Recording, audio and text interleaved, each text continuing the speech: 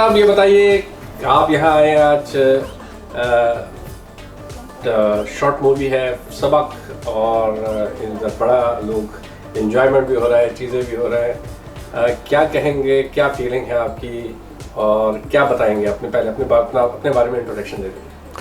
अस्सलाम वालेकुम जी, मैं हूँ तालिब कियानी, यहाँ यूके का एक अदना सा एक्टर हूँ और आज हम इकट्ठे हुए हैं एक प्रोजेक्ट।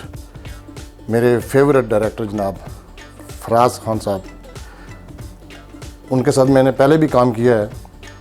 माशाल्लाह he is very talented guy.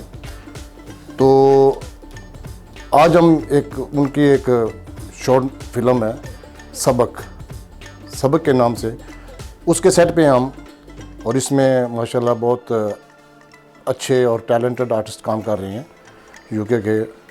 और मेरी खुशकिस्मती है कि मैं यहाँ पे जो आजकल सोशल मीडिया पे बहुत मशहूर हस्ती उस्ताद चाँद फ़तेह अली ख़ान, उनके साथ मैं एक करैक्टर कर रहा हूँ।